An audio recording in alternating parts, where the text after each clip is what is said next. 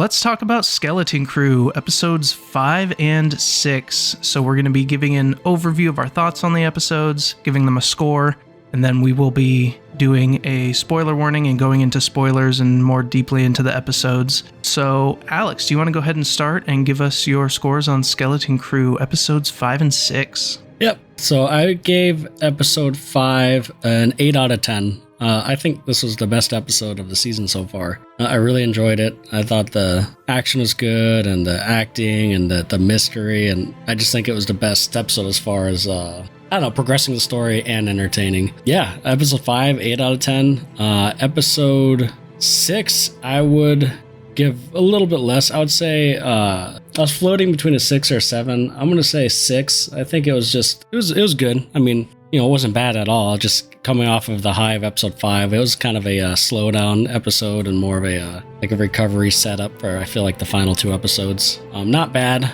but also not as good as episode 5. But overall, enjoyed them both. Nice. Yeah, we're pretty similar. I also think episode 5 was the best episode of the series. It helped that it was a longer episode. I think it was 45 minutes as compared to like 30 to 35. It really balanced like some really good funny moments, some action, some tense scenes. And it did, like you said, it really furthered the story and it had good pacing. And this one, I really felt the pirate theme in. It felt like a pirate story for sure. So that was really fun. So I gave that one an 8 out of 10 as well. I thought that was a really good one. And then episode 6, I think I liked a little more than you. When I first started watching it, I thought I would give it a little bit lower of a score, but it actually did some things that made me like it a little more. So I gave it a 7 out of 10. Okay. Very enjoyable. I liked the switch up in the dynamics between the kids. It was refreshing. And Jude was great in this episode. Jude Law was amazing. Yeah. I thought there were some good tense scenes in this one, some okay action, but honestly, I think the character work was the best in this, and it's really surprising that they could do that with kid actors. They really let the characters show through, and it was pretty impressive how they did it, I think. So, yeah, episode 5 and 8, episode 6, 7 out of 10. Okay. Yep, so similar. And I could see a 7 out of 10 because I don't remember what I gave episode 4, but I do think episode 6 is better than episode 4. That was the, when they go on that other planet. I think you gave it a 6, maybe? Something like that. Yeah, I do think episode 6 was better than that. Yeah, so I can see a 7. All right, well, let's get into spoilers then. So, spoiler alert for Skeleton Crew episodes 5 and 6. If you haven't been keeping up with the show, I recommend it. It's been a breath of fresh air in the Star Wars universe, in my opinion. Oh, for sure. I wouldn't call it a masterful, groundbreaking TV, but no, definitely. But compared to other Star Wars shows, that's a great way to put a breath of fresh air. And it's just fun. I feel like it's just fun. It is. Like, nothing too crazy is happening. It's just kids having fun on an adventure. I mean, Star Wars, pirates, Goonies, like those 3 words, that's all you got to say for me, and I'm in. But yeah, so episode 5. So I don't know. This one to me felt, it felt the most Star Wars-y, and not in a bad way. I agree. It just felt, I don't know. There's something about this episode. It's just really entertaining. Stakes felt higher. The stakes did feel higher, but yet at the same time, it like didn't take itself too seriously. Like there were a lot of laughs for me in this episode. Oh, for sure. Oh yeah, there's a ton. Yeah. Like some of my highlights of the funniest moments are like when that attendant was being eaten by the Hutt. And he just goes, oh, no, not again. It's like, wait, this has happened before? Yeah, exactly. That's a good way to put it. There's the stakes are higher in the sense of, John stuff at the end, but there's still that humor, the same humor sprinkled throughout. Yeah, yep. And even that big squid thing was Cthulhu, basically. Yeah. Yeah. That was cool. So what do you think of like the last, 10 minutes kind of when they found the treasure down below and with Jude and all that? I was kind of not really expecting Jude to like completely betray them, so the fact that he did, it seemed like as soon as he saw that bounty hunter, he kind of got thrown off and changed and like started reverting back to his like scoundrelly pirate ways where he cared less about the kids, and then he eventually turned on them and became the captain. And I thought that was a good change around. I mean, obviously he's probably gonna have a redemption moment later on. Yeah. But that whole part in the like Temple of Doom kind of feeling place was really cool. Yeah. Felt like Indiana Jones. It was cool. It did. I liked it. Yeah, it felt like an actual like treasure hunt Indiana Jones type Goonie, I guess, type. Like it was fun. It was another part that I laughed at when they brought in when Wim found the lightsaber, you know, and that was great. I know, then he tries to turn on and it's upside down. I'm like, why hasn't that been done before? That's such a funny, like, little moment where he's trying to seem all cool and then the lightsaber's upside down. That was a really good moment. And then, of course, John takes it. So it's kind of cool that, like, there's a lightsaber in play. Oh, yeah, for sure. I'm a sucker for a good lightsaber. Definitely. And he had some more moments in this where I think it's solidified that he at least was a youngling in the Jedi Temple, if not like a Padawan or higher, because he talked to Wim and he quoted Qui-Gon Jinn, where he said, "Your focus determines your reality." So that was a really cool quote to throw in there. So I didn't catch that. Yeah, the Qui-Gon line. So that was cool. Interesting. Yeah, I think I wasn't expecting him to kind of turn like that either. Also, when Wim pushed that button, I'm like, what if they would have fell into like a thing of spikes? Like, how do you know that is so Wim? He doesn't think he just pushes buttons. That matches with his character so far. It did. It worked out, but I'm like, man, you guys are lucky. It ain't like we've seen a lot of these spikes in different spots. Yeah, there's traps all over the place. But no, like overall, I mean, there's not much to talk about in sense of spoilers. It is just the same stuff, but kind of upped, in my opinion. And the planet was interesting too. Like a vacation. Yeah, I liked SM33 talking about Skull Ridge Mountain and it being this whole like menacing thing, and then they get there and it's just a resort. That was a pretty good moment too. Yeah. And seeing his disappointment at it. You're right. There is some great like some of it's even just like quirky, like off the whim, you can miss it kind of humor. Like, what's a concubine? Yeah. Oh, it's good stuff. I really enjoyed it, and my kids are still loving it. I'm not joking. Awesome. Like every week, they're like, "Can we watch a Star Wars?" That's so cool. This has been their favorite Star Wars show out of everything we've tried. I believe it. Besides maybe Rebels. Yeah, that makes sense. Clone Wars, they get entertained with it, but I think they liked the story, I guess, of Rebels. I don't know. Okay, like following Ezra. That kind of makes sense. Yeah. I think it's because they like you follow like a crew, right? So they kind of know the characters, and I know you do in Clone Wars too, but it's just felt easier, I guess, to watch as for kids. Yeah, that jumps around a little bit more to different people, so yeah, I could see that being a little harder to get into. But yeah, this has by far been their favorite like live action show from Star Wars. Like, yeah, that makes sense. Hey, they're hitting one of their target audiences. Then that's good. Yeah, it's doing the job. Yeah. I was surprised in the kids show that they refilled the acid and had the people like being burned alive by the acid in this episode. That was pretty dark. Yeah, I was surprised by that too. I wasn't expecting that. And I know they don't show it or anything, but still. Yeah. Like, I guess that's how they get away with it. They don't show it, so the adults know, but the kids might be like, what? I don't know. Yeah, like, what do they do? Yeah, that's true. But for us, it's kind of like almost worse. Like, oh. Yeah. Like, dang. They're gone. Yeah, that's mostly episode 5. And then episode 6 kind of just continues right after it. Like, literally.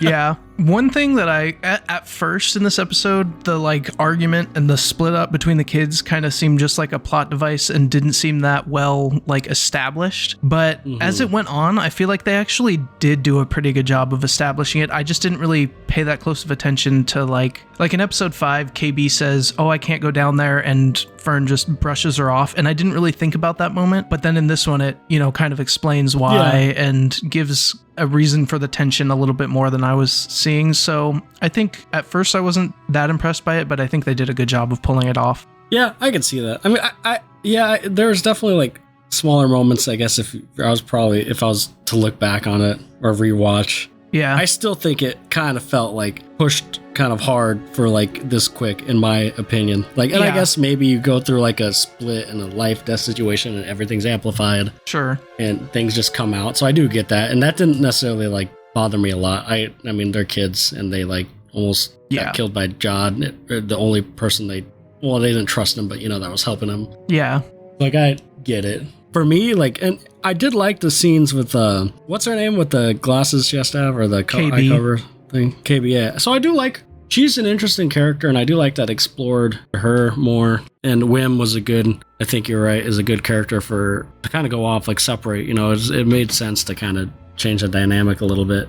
I think their scenes were my favorites in this episode. Oh, for sure. I agree. 100%. Yeah. My issue with the episode, where I thought those individual scenes were good, I just think, I don't know, like it was still a filler episode in a sense. Like the crab, like they just had to follow crabs or climb up to get the ship, and then they get in the ship, right, and then the trash machine thing was eating them, and which, while that scene was cool where they kind of took off the shell of the ship, kind of, it felt like it should just be a part of the last episode. But yeah, I do agree with you that it did seem like really rushed and quick in those parts. Like the crab, it was cool to see, but you saw it for all of like 2 seconds and then they flew away from it. So like, I don't know, I felt like that could have been more impactful. So I could see that. And like the action was cool, like you said, but also for me, it was more, this is what I'm looking for.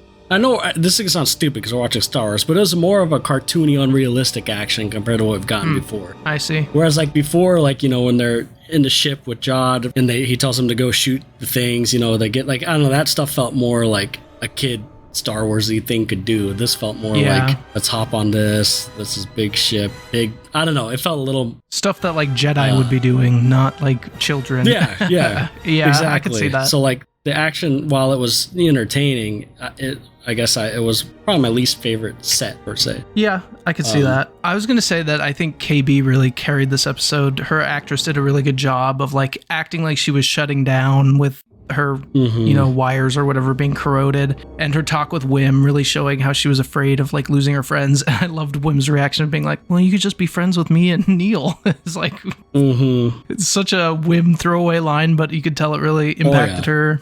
I don't know. I thought she did a really good job in this episode. Yeah, I agree. I think she carried the episode. Her and Wim were the best parts. I don't even remember the other two. Fern and Neil. Talking. Yeah, they were just climbing, and then Fern realized she had to help Neil, and not everybody can do what she did or whatever. Yeah, that was definitely took more of a backseat to me for sure. Oh, for sure. And then the other aspect of it, which was just a few minutes, was with Jod when he got caught by that crew. Brutus.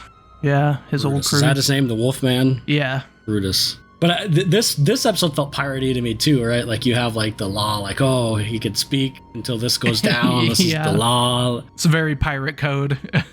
Yeah, it's very pirate code, and like, you know, he's giving an inspirational talk and, you know, weaseling his way out of it, but he's actually telling the truth at the same time. It felt very like you know, like Captain Hook and Smee and yeah, and I thought Jude Law is such a good choice for this role, being like that sweet talking pirate. Like he turned that whole crowd around, besides Brutus, who's like, oh man, this is slipping away from me, because he was really good at winning them over. I really liked that scene. Isn't Jude Law's character's name Jod, right? Like it sounds like it's a combination of his name, Jude Law. True. Jod. Yeah. But anyways, no, I liked that stuff. Was interesting. It was only like a couple of minutes.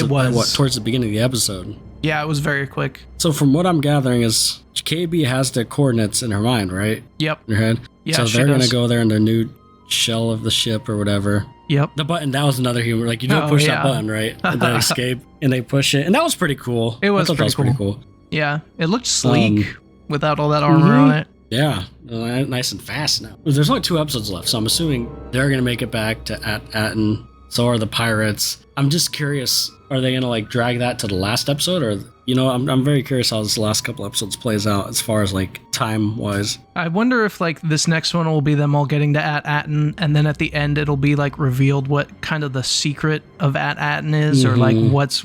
I mean, we kind of know, but I have a feeling there's going to be more to it. So we might learn that, end on a cliffhanger, and then the next episode is going to be going more into like what Atten is. Is this going to be like is this like a 1 season type thing? That's a good question. I'm not sure. It looks like the showrunners say they have an idea for a second season, so maybe, but I don't think it's been confirmed yet, just from a quick Google search. It's more of like, if it happens, cool. If not, this hopefully will be a complete story. Yeah, which I'm fine with. I don't mind it being a complete story, and then they can if add it's good, stuff. You know? Yeah. But yeah, I'm still enjoying it. 2 episodes left. Yep. So far, I mean, there hasn't been an episode I truly disliked. I think we've rated them all at least 6 or higher. Yep, I believe we have. Been consistent. Yeah. 6, 7s, 8s. Hasn't been a 9 or 10 though, has there? I don't think so. No, I don't believe so. Are we gonna get a 9 or 10 episode? Maybe. I don't know if this is that kind of show though. Yeah, that's true. Hey, I'm fine with consistent 6, 7s, you know, a little above average. Especially for a show that I had no expectations for. It just kind of came out of nowhere, and it's been solid. Yeah, I've been Been liking it. Yeah, 0. But unlike, like Andor season 2, I actually have some like expectation. Yeah, for sure. So we're kind of getting spoiled Star Wars right now, which sounds weird. Yeah. This is a nice change of pace, and then Andor season 2 I believe comes out soonish. I'm so excited for that. So I am too, and that first season to me is still, I think we talked about it, still probably for sure the best Disney Star Wars. I think. Yeah. I think it's better than any of the Disney movies, maybe excluding like Mando season 1. I don't know though, it's just so different from Mando. It is, yeah. Rogue One's really good too, but yeah. Rogue One, like this. Rogue One and Andor, for me, like bleed into one, which I guess that's what they're trying to do. Yeah, that makes sense. I think those are the best Disney things. As far as writing and actual, like, if I'm not being a fanboy, I think Andor is the best written out of any Star Wars. Yeah, I agree. And it comes out, season 2 comes out in April 22nd. So we have that to look forward to. It's the day before my birthday. Hey, nice. Happy birthday. You get Andor. Yeah, woohoo. Can I get all episodes at once? For my birthday, please. You go ahead and email Disney about that. We'll see. Yeah, please, for my birthday. But yeah, that's all I got. I enjoyed it. It was great episodes. Yep, agreed.